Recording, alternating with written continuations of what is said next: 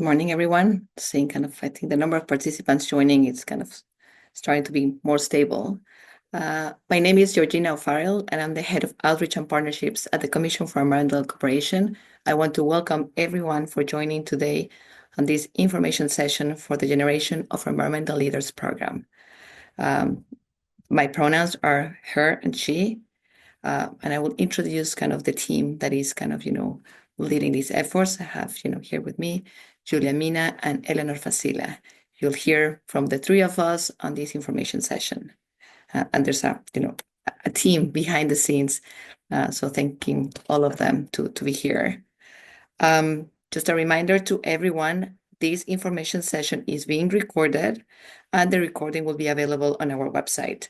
So you can go back, track some of the discussions that we will have here.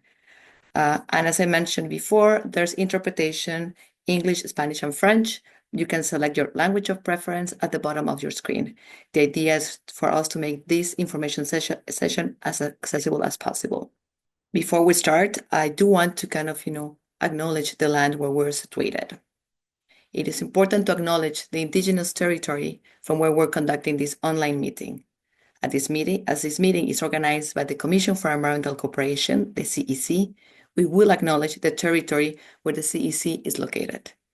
Additionally, I encourage all of you to identify the territory where you're currently situated, or if it's applicable.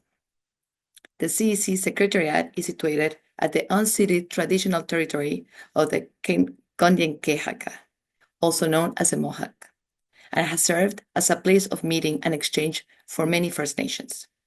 We recognize and respect the Kanien'kehá:ka as the traditional custodians of the lands and waters where our office is located, and are committing to working in partnership to protect the environment from coast to coast to coast in what we refer to as Turtle Island or North America. Eleanor, it's going to be putting a poll about, we want to hear where you're from, where are you joining us from, so we can see here some of the results. Thank you for everyone who can see things moving. A lot of people that we have from Mexico, from Canada, and from the US. And happy to see that there's people joining us from other parts of North America. And already we were looking at the chat, some familiar names. So thank you everyone for joining today. And hopefully the information that we will be providing here will be useful for you. I'll just introduce very briefly the agenda for today so that you can understand what's coming in this hour that we will be together. We'll talk a little bit about the CEC. We won't spend much time about that because we really want to get into what is the Generation of Environmental Leaders program, particularly on the submission process. And then we're going to have 20 minutes for Q&A. We ask everyone to please send their questions on the Q&A at the bottom of your screen. We're monitoring the chat. You're welcome to share some thoughts on the chat. But if you want your question to be addressed by our team, please send it through the Q&A button. And before I start, I would like to mention that the CEC, and I'll ask please Eleanor to change the slide. We want to know how much do you know the CEC. If this is the first time that you engage with us, if you've been engaging with us in the past, and if you know a little bit or not. I think this really helps us to really understand who's out there listening to this info session. So I can see this poll. You can see on the right side of your screen, you're able to engage with these polls. So 52% know a little bit about the CEC. So I'll try to give you a general overview, but we welcome you to please reach out to us, to check our website, to subscribe to our newsletter, so you can learn a little bit more about the CEC. But the team that is here today, is there to also answer any questions after the webinar if you want to reach out to us. We're going to be putting the link to where you can participate in these polls in the chat. And I definitely won't take much time about talking to you about the structure of the CEC, but what you need to learn from today is that the CEC, the Commission for Environmental Cooperation, is a trinational organization. We work with the governments of Canada, Mexico, and the US. And we have three constituent bodies. The Council, which is represented by the Ministers of the Environment of our three countries, our North American countries, represented by Environment and Climate Change Canada, here in Canada, EPA, the Environmental Protection Agency in the US, and Semarnat in Mexico. It's with the council and their government representatives that we work together to really kind of facilitate the environmental agenda in North America. We have the JPAC, the Joint Public Advisory Committee, which is our public arm of the CEC. The JPAC has kind of public forums and consultations, and they help and guide the council and help the Secretariat with the CEC in addressing and kind of putting kind of forward important topics that are important for the CEC to address. And certainly the Secretariat, represented by the team here today, we're based in Montreal, and we have kind of around kind of 50 people working the Secretariat, trying to kind of, make a difference for the environment, trying to work our three countries, address different environmental priorities through different projects, initiatives, grant programs, and certainly through our youth engagement efforts. We will be hearing today about the GELP, the Generation of Environmental Leaders program, but we have many other youth engagement efforts that we want to put forward for you. We have kind of, a youth engagement week that we do every year. We just, had the last one. And we have different internship opportunities. Right now, we have a legal an internship with a submission of enforcement matters unit. So you can check in the internship, in the work with us internship section. You can find opportunities there. And if you kind of, subscribe to our newsletter, you will be able to hear about many other opportunities we have here at the CEC. With that, I just want to mention kind of, that youth engagement is very important with us. And just putting a note that even though we're just closing 2024, in 2025, we're going to have our 32nd annual council session. We have this every year. This is the opportunity for the ministers to meet and for the CEC to share with the public our agenda for the year. This in 2025, this meeting will happen, will take place in Mexico, location to be determined, same as kind of the dates. So just keep us posted, keep you kind of, engaged with us. There's many opportunities that will happen between now and our council session. With that, I'll just kind of close these welcoming remarks, just giving kind of the floor to Julie to talk to us more about the GELP. And please don't hesitate to send your questions through the Q&A, to select your language, and to engage through the chat. Thank you very much. And Julie, up to you. Thank you, Georgina, and hello, everyone. I'm really pleased to be with you today. I'm Julie. My pronouns are she, her. I'm the lead outreach and partnerships and youth engagement here at the CEC, working with Georgina, Eleonor, and all our colleagues. And Yadira was sharing with you the links in the chat. So feel free. I saw a little bit of hand raised in the chat, but feel free more to share your question in the Q&A section. That's really where we're going to answer your question at the end of this little introduction. So as you see, Eleonor shared a poll with us. So we want to know what you're the most interested in learning today about the GELP, the Generation of Environmental Leaders program. So I see that most of you are interested by the eligibility and evaluation criteria. So these, bear with us, is going to be, I'm going to mention them briefly, and Eleonor is going to spend a little bit more time telling you about this because it's a big part of the form. I see also that you're interested in the seed funding. I'll be happy to answer your question. Of course, the mentorship program, networking application platform, all this information will happen in the next few minutes. But thank you for sharing your interest with us. So maybe, thank you, Eleanor. So we're here today to talk about the Generation of Environmental Leaders program. This program was built last year. Before that, we had another program for youth engagement here at the CEC. This new program has already had one cohort and still ongoing, the 2024 cohort.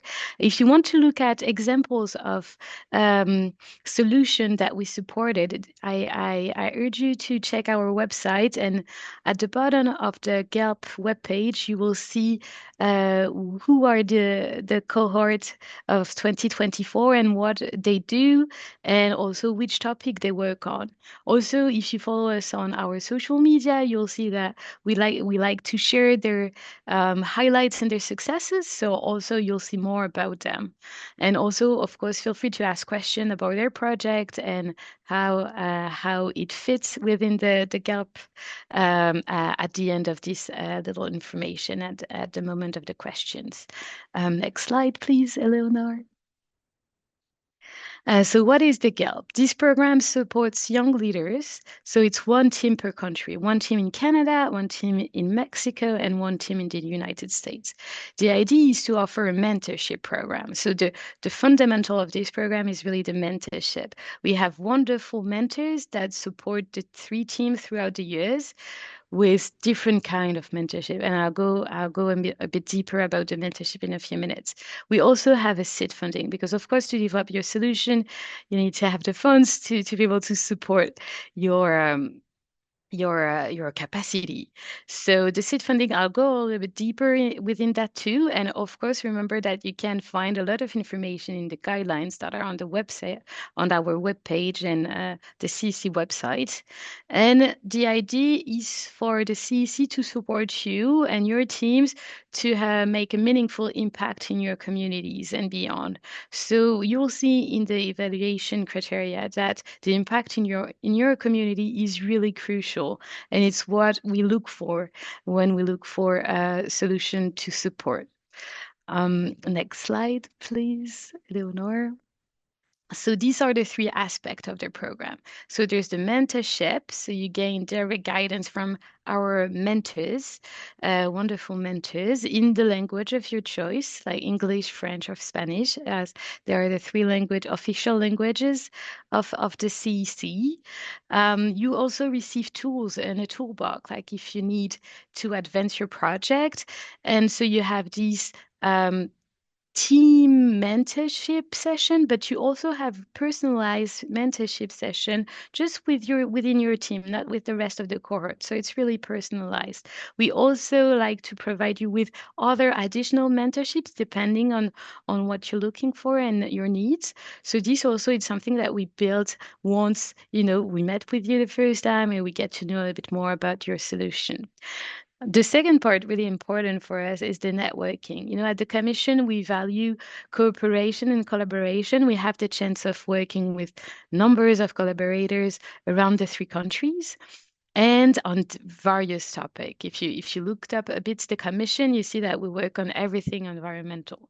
So this also, if you can make it to the cohort, I really urge you to ask us to meet with people that work on the same topic as you, can help you, develop your solution, give you some more insights, be part of knowledge sharing networks or events. This is really important for us too, that we support you in building your network and that you meet with like-minded people so that you get to uh, to have a lot of successes in your project. And of course, there is the seed funding. So the seed funding is $15,000 Canadian.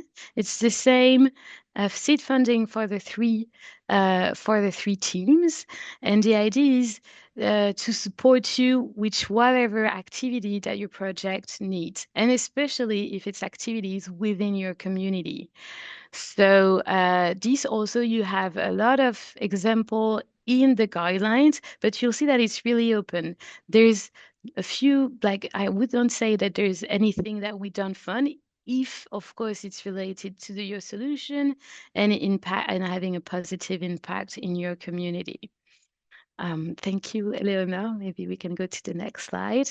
So this part is kind of about the eligibility. So to be eligible to be part of the GELP, you have to be youth between 18 and 35 inclusively. So if you apply and your 36th birthday is in a week after you applied, it's okay because you're still 35 at the moment that you applied. And it's the same for 18-year-old. You have to be 18-year-old at the moment that you submit your solution.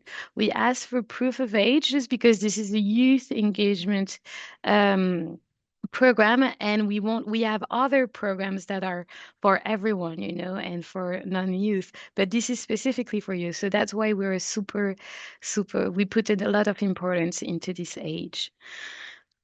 So regarding then, what is the next eligibility component? To be part of a youth-led team. What we mean by youth-led team is that it's actually at least two people, youth, between 18 and 35, that are managing the program, that are leading the program and their solution. So it doesn't have to be a formal team. It can be just two people getting, having the same idea, wanting to share capacity and having the same goal to support their community. So it can be formal, like you build, for example, a business together or an NGO together, but it could also be, the first steps of building a team. And also important, and it's not mentioned here, your solution, it could be well established. You want additional funding for something that you already have going on, or it could be the inception of a program, of a project. So for this kind of project, the inception one, the idea is at least to have asked your community and checked in your context, if it's a necessity for your community and if they're willing to also be part of it. It's really important for us that we support projects that are complementary to what exists already, and not, to be competing with other organizations that are doing the same thing in your area. Another important eligibility component is that you as the person who submit the application and the other team member that is necessary for the GELP, you're both residing in Canada, US, or Mexico. So you don't have to be a citizen, but you have to be able to send us a proof that you're residing at the moment of your submission in Canada, Mexico, and the United States, and that your solution is actually aimed at supporting communities in one of the three countries or multiple of these three countries. If you live, for example, I don't know, at the border of Mexico and the United States, and you have a project that's for both, communities, like a Mexican community and a community in the United States, it's also good. But you have to be residing in Canada, Mexico, and the United States, and your project and the community you want to support have to be in Canada, Mexico, and the United States. Then regarding the topic, as you see, it's really wide. The CEC, and you'll see a little bit later, the CEC work on a lot of different topics. So the idea is for us to support you. We can connect you and support you on different topics. So that's why it's large, is supporting North American communities to preserve our shared waters, lands, and air. So these are the really four key principal elements. North American community, shared waters, lands, and air. Maybe we can go to the next slide then, Eleanor. So I'm going to just keep it super short and simple for now. Just telling you the deadline. It's the 12th of January, 2025 at 11:59 your local time. So if you're in Hawaii or if you're in Puerto Rico or in Terre-Neuve and Labrador, it's your actual time. And we'll know that because the submission platform actually tells us the hour and the date, but we want to be, equitable for everyone in the North America from coast to coast, as we said, from ocean to ocean. So just keep that in mind. Um, more information. There's plenty more information available on the GELP webpage and in the guidelines. So that's why we keep it short for now. And also we want to make sure that we have enough time for questions and at least 20, 30 minutes per question. So that's why I'm wrapping this up. But feel free to ask, of course, more questions in a few minutes. I'll give now the floor to Eleanor. She'll just give you a quick overview of the platform we use, Fondant, for you to submit your solutions. Thank you. Thanks so much, Julie. Hi, everyone. Thanks again for being here. I am Eleanor. My pronouns are she, her. And before I begin, I just want to remind you there's interpretation available. There's a button at the bottom of your screen, a little globe, where you can select your preferred language. And I am going to walk you very briefly through the submission process so you know what to do and how to apply. And the first thing you'll need to do is to access the GELP webpage in your preferred language. So for English, cec.org/GELP, for Spanish, cec.org/PGLA, and for French, cec.org/PGLE. The next thing you need to do is once you are in the GELP webpage, you'll need to scroll down. And as you scroll down, you're going to find some information regarding the GELP, including what the program offers, the evaluation criteria, and some instructions on how to apply. When you reach the bottom of the webpage, you'll find a blue button that says Apply Here. Once you click this button, you're going to be taken to the 2025 GELP guidelines. As Julie mentioned, we really encourage you to read them carefully because they contain all the information you need to take part in this program. And you'll need to read the whole document. And once you reach the bottom, you will find the link to the submission platform. You'll need to click this link, and then this will take you here. This is the online portal, and the first thing you'll need to do once you reach this portal is create an account if you haven't before. So if you applied last year, you should already have an account. But if this is your first time applying, you can create an account simply by clicking the white button that says Create New Account. This one over here. Once you click this button, you will be taken to this screen. Here you can see the registration form that you'll need to fill out. Only one person per team needs to create an account by completing this form. And you'll need to fill out all the required fields, which are the ones marked with an asterisk. And here we ask that you enter an email address that you frequently check because this is the way that we will contact you regarding your submission. Once you finish filling out all the fields, you will need to click Next over here, and this will prompt you to create and confirm your password. And as with any password, we recommend that you create one that you can easily remember. So this is where it will take you. Enter your password and confirm it, and then simply click on Create Account. So after clicking the Create Account button, you will be taken to this screen over here. And to finalize the registration process, you'll need to look for a confirmation email in your inbox that will come from CEC, CCA, CCE, which is the acronym for the Commission in the 3 languages. And once you verify that you received this email, then check the I have received the email box, and then simply click Continue.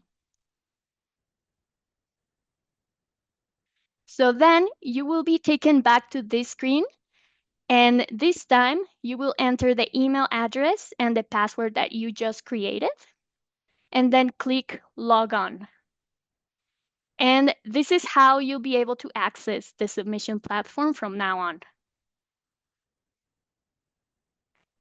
Now, this is a page where you will access the application form in your preferred language. You'll need to scroll down to find the application form in Spanish and French. Right now, I'm just showing the English. And you have the option of previewing the form. But please just be careful not to fill it out in the preview mode because you won't be able to submit it that way. In order to apply, you need to click the apply button. And we ask that you make sure to click the apply button for your preferred language. So if you want to fill it out in Spanish or French, please scroll down and click the apply button that's on the form for your language. Once you click apply, you will be taken here. This is the actual application form. And as you can see, it is divided into several sections. I will briefly describe each of the sections for you. So the first one is the guidelines section. This section simply asks that you check a box acknowledging that you have read the GELP guidelines. Then we have the title section. Here you will enter the title for your submission. It's important to note that you won't be evaluated based on the title for your submission, but we do recommend that you come up with a brief title that is catchy and that reflects the essence of your solution. Then we have a section for you to briefly describe your youth-led organization or team. And in this section, you will also be asked to enter the names of all your team members. So not just the 2 team members that are representing the solution, but if there are additional team members, you can enter them here. And this is simply for us to get to know your organization or team. Then you will have 2 sections that will ask you to enter some information of the 2 team members that will be representing your solution. It's important to note that both persons need to comply with all the eligibility requirements that Julie mentioned before, including age and country of residence. And it's also important to note that both team members will be invited to attend the CEC Council session that Georgina mentioned earlier, and to take part in all the mentorship sessions and the networking opportunities that the program offers. Next, we have the solution section. So in this section, you will be asked to briefly describe what your solution is. This will be the first time that evaluators will actually hear about your solution. So we recommend that you are as clear as possible in your description.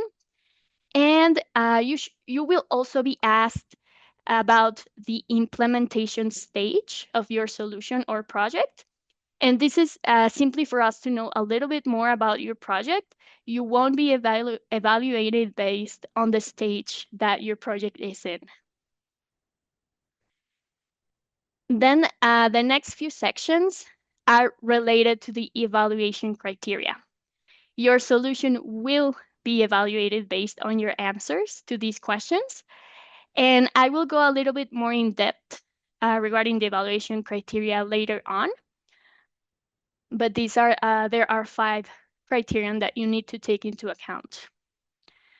Next, as previously mentioned, both team members will be invited to attend and present in our upcoming council session. So this section simply asks that you confirm your availability to attend.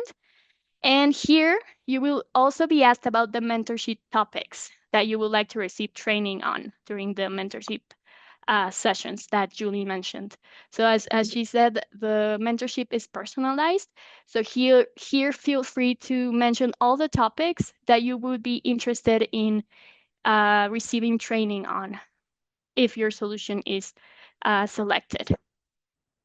And then finally, we have a file upload section where you will be asked to provide some documentation, including your proof of residence and age for both team members, as well as some team photos that could potentially be used for promotional purposes in the future if your solution is selected. And regarding this, we ask that you try and upload high resolution photos if possible. And in this section, you also have a chance to upload any supporting materials related to your solution, which can go from schematics to prototype designs, videos, additional photos, etc. Now, we know that it may take some time to fill out the entire application form, which is why you have the option of saving it and continue editing later. To do this, simply click the Save Application button. In case you fill it out completely, then you can just submit it by clicking Submit Application. We ask that you are very careful not to click this button if you haven't completed your application. However, we know that accidents may occur, so if you do click it by mistake, you can just email us at youth@cec.org so we can help you out and reopen your application for you. Now, if you decide to save your application to keep working on it later, you can always click the Home button on the top of your screen, which will take you to this screen over here. And to continue editing your application later, simply click on Edit Application. And this will take you back to the previous screen for you to continue filling out all the questions.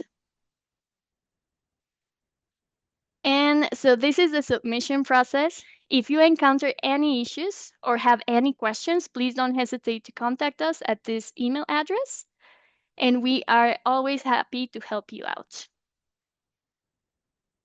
Now, I'm going to give you an overview of the evaluation criteria that we will use to evaluate your solutions.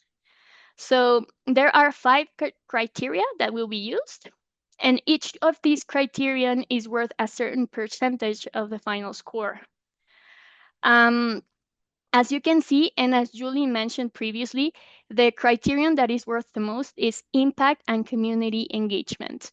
And the reason why this criterion is worth the most is because we are really, really interested in supporting solutions that can potentially have or that are currently having an impact in North American communities, which is why when filling out this section in the application form, you will be asked questions regarding how you will engage, integrate, and impact community members through the implementation of your solution, and also how you will measure this impact.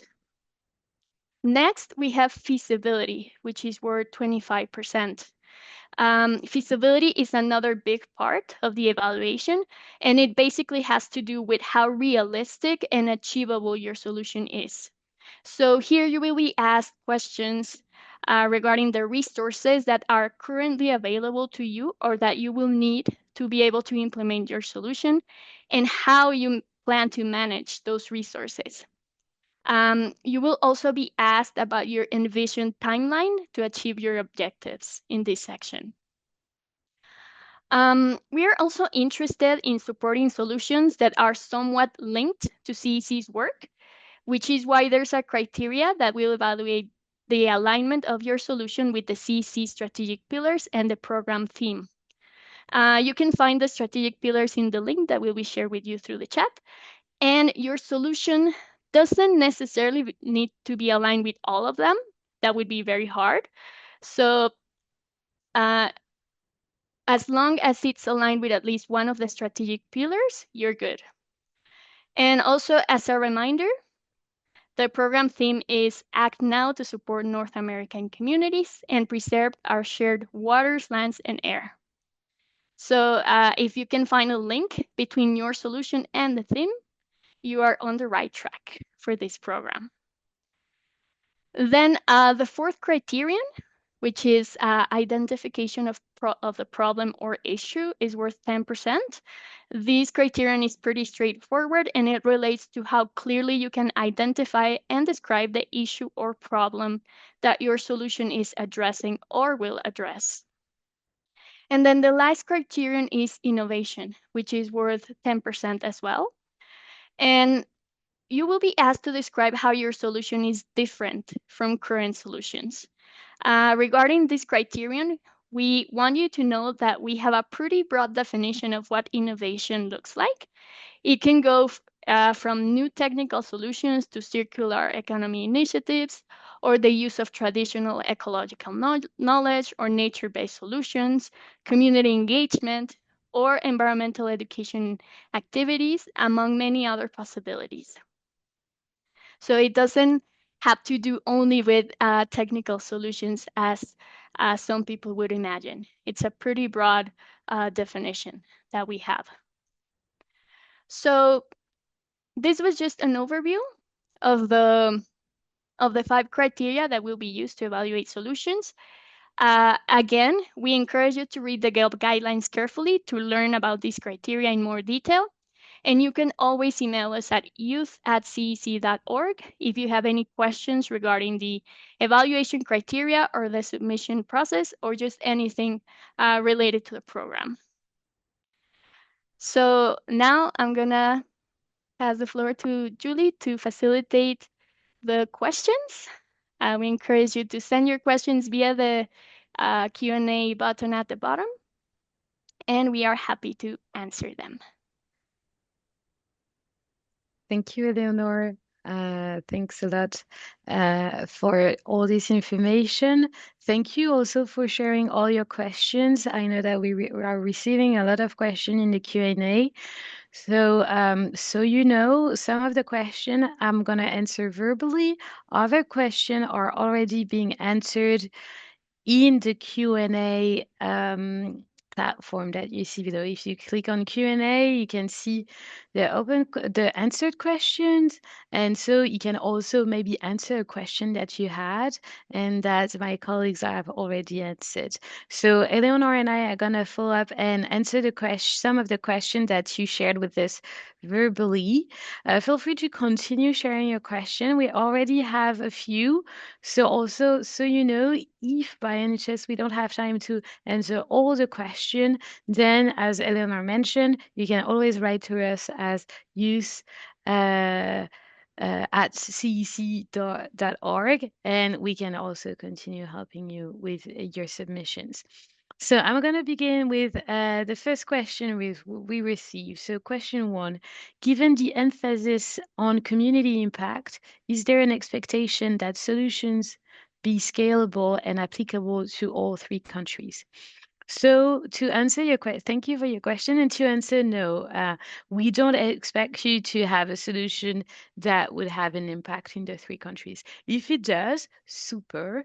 But if it's just for your community, this is really great too, because we give so much importance at context, community impact, and we know also that, you know, it's super difficult to actually have a solution that can support different contexts, different communities. We don't put an emphasis and we don't require that your solution is scalable to all the 3 countries.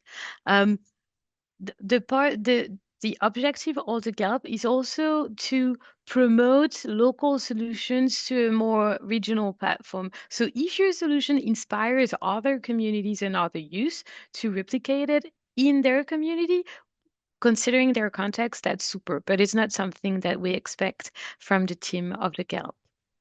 I hope this answered your question. So I'm going to go directly to the question 2. Are there any restrictions on applicants? For example, are people who have been involved with the CEC in a different capacity allowed to apply? So yes, there's a restriction towards that. So you'll see in the guidelines that there's a list of people that unfortunately cannot apply because they were engaged in the CEC. I can just share it with you right now. So the people who cannot apply and receive and be part of the GELP are, of course, the CEC staff and the member of the bodies of the CEC, the JPAC, and of course the parties that we directly work with. So before the GELP, we had a program that was called the Youth Innovation Challenge, and the youth were supported and also received seed funding because you also already received mentorship and seed funding as former YIC, as we call it, the winners. You cannot be part of the GELP.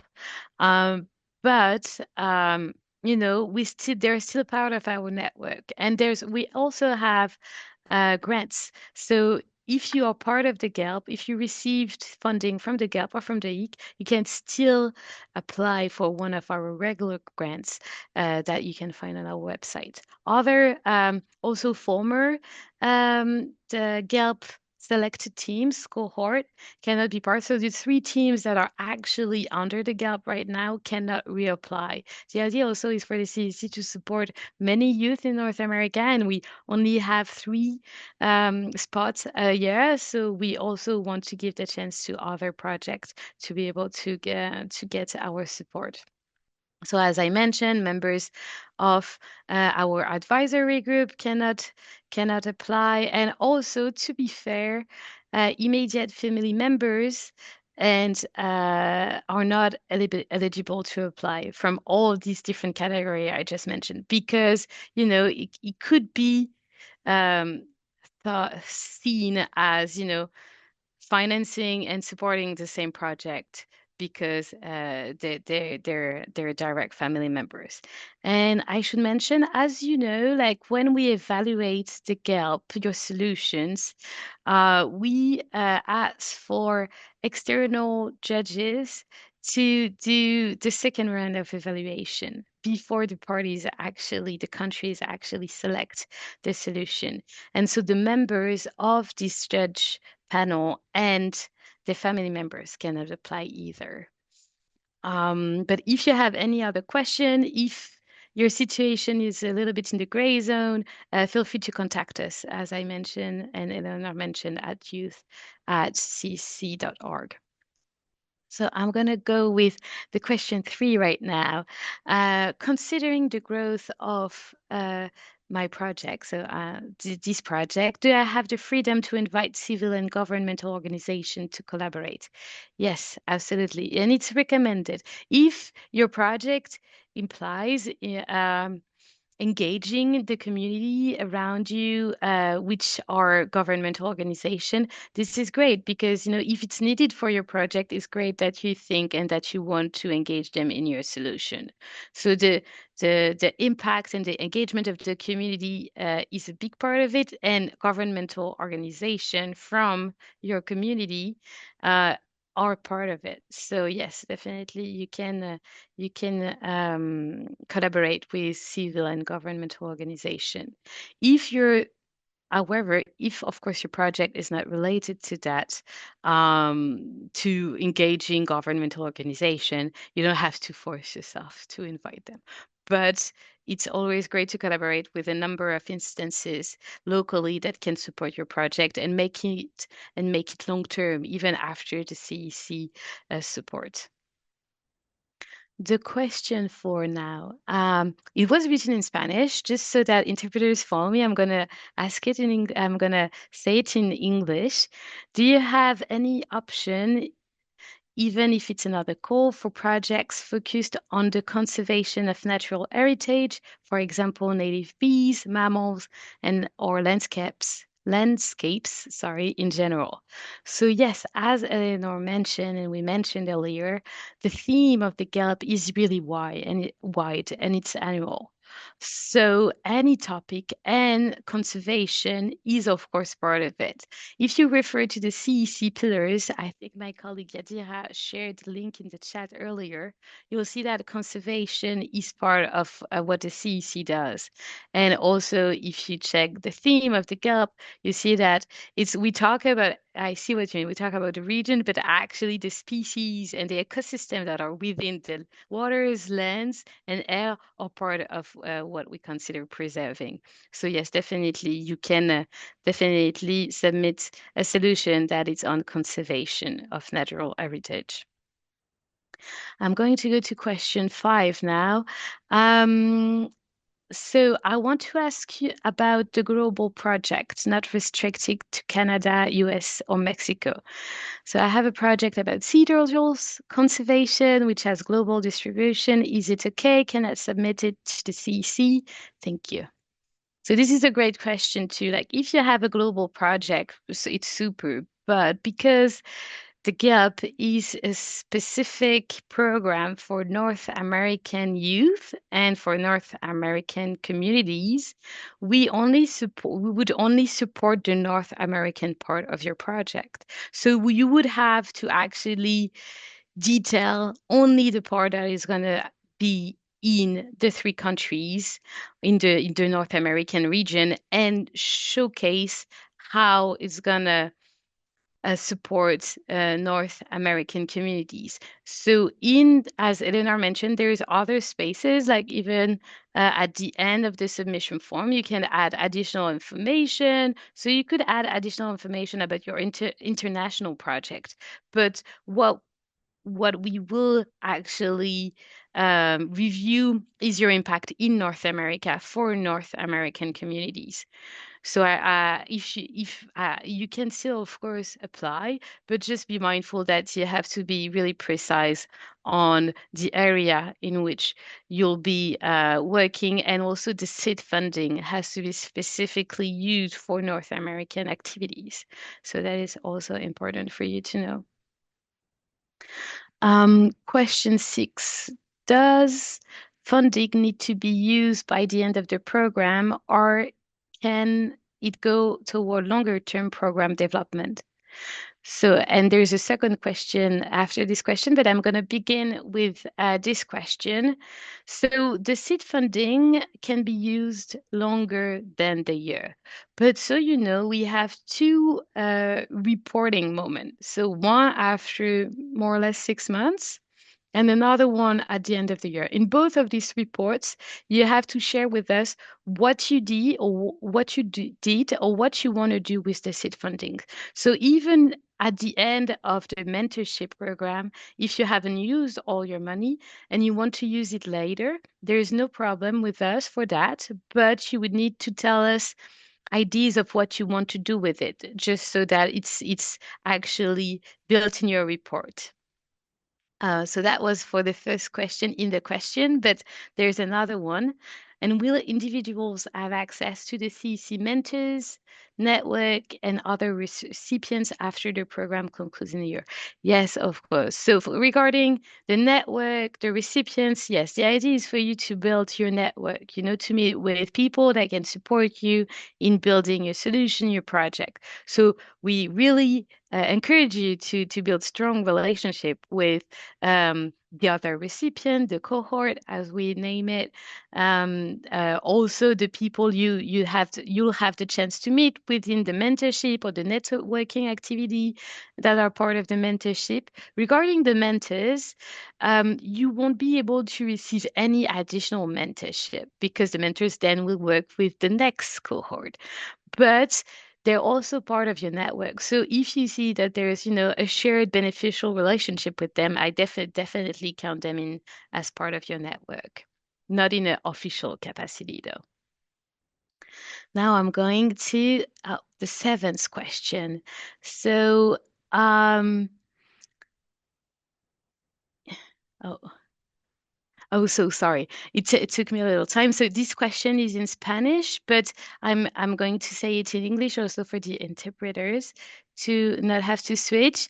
So someone didn't hear correctly, but can the participant do the participants of a team need to create an account, a personal account? So maybe I let Eleonore share that because share this answer with you. But maybe if I rephrase it, um, do all the people part of the team have to create an account in Fundant? And I let Eleonore answer. Thank you, Julie.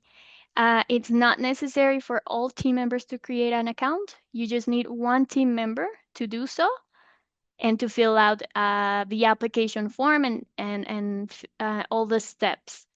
There's going to be one question that asks about your team members, to list all team members in your organization. Simply fill out the names there, but it's necessary only for one team member to create an account. Thank you, Eleonore. So I have a few questions left. I think I have four. I think this is the only time, the time we have for question. So if your question is not answered, as we mentioned earlier, feel free to send us your question at youth@cc.org. Also mindful that CC also takes a holiday and vacation. So if you can send us your question before end of day Thursday, so that we can answer it for you before the end of the month, because then I'll be back to answer you early January. But then you'll have just like 10 days to finish your application. So feel free to share any question you may have before the end of the week, or it will go at the week of the 6th. You still have a few days, of course, to fill out your submission. So I'm going to finish with the question we received. So is it necessary, question 8, is it necessary to belong to an organization?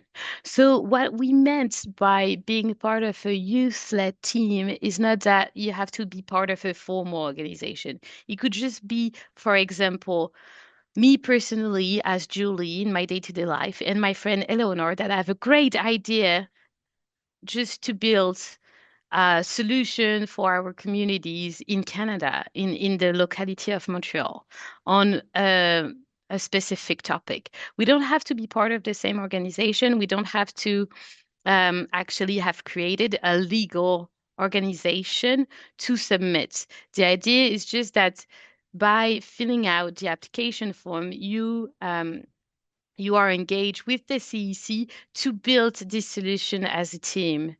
So this is important though. So you don't have to be a formal organization, but be mindful that you're both responsible for the solution, the mentorship, and the seed funding. So it has to be a collaboration with someone that you actually want to work for a year, definitely, and hopefully for longer to develop your solution. Um, Another question, what would be the maximum number of members? So we only ask for 2 members for information, but you'll see that in the submission form, there's you can add the name of other member in the organization summary. So feel free to add any other member of the team that you want to be highlighted to as part of your project. But just keep in mind that the two people who are representative of your team needs to be between 18 and 35 will be invited to the council session to present their solution in Mexico, and also are required to attend and participate in all the mentorship session. So if you're more, it's super. But just remember that the two representatives have more responsibility regarding the mentorship than the others. In the organization section, no documentation is requested. Is that part of the process after the selection? No, absolutely. As I just mentioned, because we don't need to have a formal organization, that's why we don't need documentation. If you have someone want to add it at the end of the form, just to tell us more about who you are, feel free to do it. But it's not a requirement because we want people also who maybe don't have the capacity to form a formal organization to be able to apply to the GELP. Other question, are established businesses eligible to participate in this program? Yes, absolutely. And in the former program, we have the Youth Innovation Challenge. We actually supported mainly entrepreneurs and businesses. So this is something that we still do too. You just, of course, have to align with the theme of the program and the eligibility requirement. Actually, if you go see the cohort of 2024, we are actually supporting a business that is fighting against plastic pollution in Canada. So feel free to check them out and you'll see that we can do that, but it's not a requirement. So it's for NGOs, team, businesses. Is really open to many different forms of environmental protection that that exists, I would say. Question 11. And so it would be the last two questions, and because then we will unfortunately have to finish to close this info session. But question 11: how local should the solution be? A neighborhood, a city, a county, a state, a province, a country, a continent? That's a great question. So this is really up to you. As we mentioned, the importance is the engagement and impact in your community. It doesn't have to be your so. You define who your community is, but you have to showcase to us how you impact and how you support them. So, depending on your capacity, you should um, defined what who you can and who you wish to support. It could be your neighborhood. It could be also a project for your city, your county, your state, your province. For the whole country, if you have the capacity and can showcase us that you have the capacity to support a whole country, then yes, definitely. A continent also, if it's a project that is supposed to support different communities in the three countries, that's super great. But be mindful that you have to showcase to us while submitting how you're doing this and what is actually the concrete impact in this community. So it could be a lot to showcase and a lot of proof to send us. And so then the last question, are there any restrictions on the use of the seed funding? And no, there's no restriction as long as it serves your solution. So this is really important. When you submit to us, we ask what you want to do with the seed funding and also reporting. You'll have to showcase to us what you did with the seed funding or what you plan on doing with the seed funding. And this will definitely look at because it can be something material, something long term for your project, but it could be also organizing workshops, webinars for your community. So the most important is that it's, of course, linked to the project you're actually submitting to us. So I think that's all the question I've received from my colleague. Maybe just asking them if there's any other one they think we should answer, but I see Georgina is connecting, so I think we're going to close it for now. I'll give the floor to Georgina, but thank you very much for this really interesting question. And as I mentioned, feel free to share any other question with us on the youth at cc.org. Thank you. Thank you, Julie. We're mindful of the time, so we don't want to go kind of over the time that you had allocated for this info session. We have many more questions. We tried as much as possible to answer them on the chat, but as Julie mentioned, please you can send them in the email youth@cec.org in any of the three languages, and we'll make sure to answer them. We're putting here a survey. We really, really kind of appreciate if you can go there, give us your feedback. We do want to kind of improve the way that we share the information with you so that we can kind of make it better next time. So please just go to the link that is on the chat or kind of scan the QR code, and it's going to take you a minute.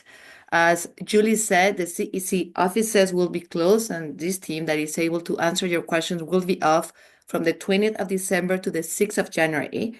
So you can send your questions before the 20th or after the 6th. Will be kind of as fast as possible. Check the guidelines, as Eleanor mentioned, check the website. We kind of taking care that all of the information kind of is there for you. Hopefully not to have many more questions than the ones you have today.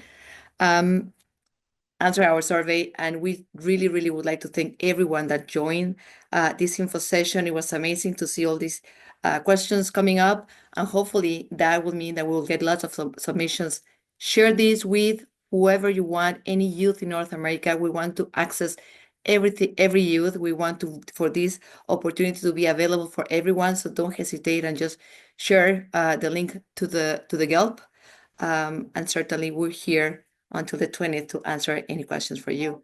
Thank you to the CEC team, which is behind the screens, the interpreters, our IT team, and certainly Julia Leonor. Thank you very much for putting this together. And, hopefully all of the information we provided was useful. Thank you for joining. Thank you, everyone. Thank you, everyone. Thank you, Georgina. Thank you, everyone.